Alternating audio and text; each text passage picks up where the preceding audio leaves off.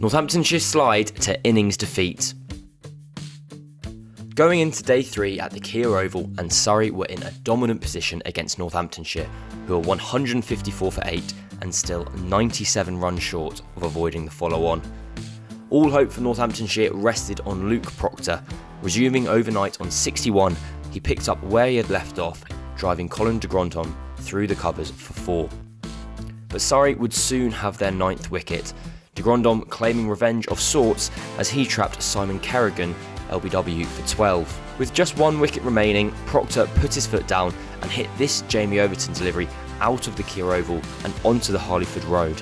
But Proctor would soon run out of partners as Ben Sanderson got a leading edge to give de Grandhomme his 4th wicket of the innings, and Northamptonshire were all out for 194. Proctor finished on 83 not out, and de Grandhomme's 4 for 39, the pick of the bowlers. Surrey had chosen a 5-man seam attack for this game, making their decision to enforce the follow-on an easy one. And after a brief rain delay, they had their first wicket of Northamptonshire's 2nd innings. Captain Vasconcelos edging behind off the bowling of Jordan Clark for 2. And Surrey's 2nd wicket arrived in the very next over, Dan Worrall producing an absolute beauty to dismiss New Zealand opener Will Young.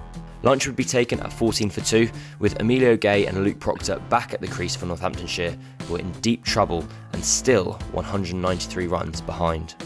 Emilio Gay was the star after lunch, as he raced to 40 of 42 deliveries as he confidently drove and clipped Surrey seamers to take Northamptonshire past 50. Gay and Proctor added a half-century together, but Proctor would soon fall to Gus Atkinson's 2nd ball of the innings, a top edge that was caught just inside the rope by Sam Curran to leave Northamptonshire 61 for 3. Gay reached his 50, his 2nd of the season, off 56 balls. However, the very next delivery he was struck on the elbow and required lengthy treatment.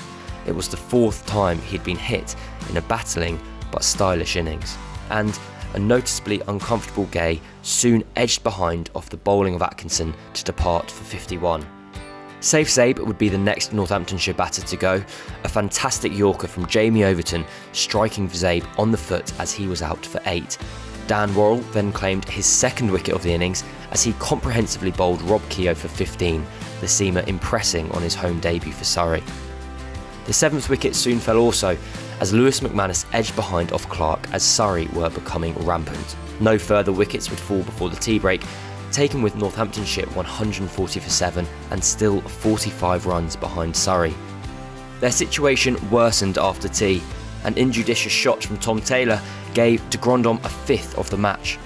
Kerrigan and Kelly would drag their side past 150, and deciding there wasn't much point in hanging around, they started hitting out. It was effective.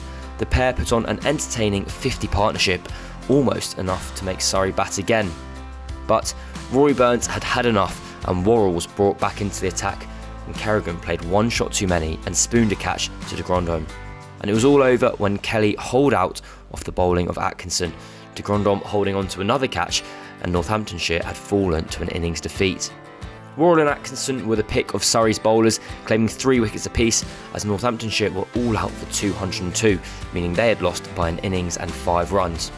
The win was Surrey's 3rd of the season and means the unbeaten side remain top of the table. Meanwhile for Northamptonshire, it was a first defeat of the year, having drawn their first 3 matches. Surrey travel to Beckenham next week to play bottom of the table Kent, whilst Northamptonshire travel to Edgbaston to take on Warwickshire.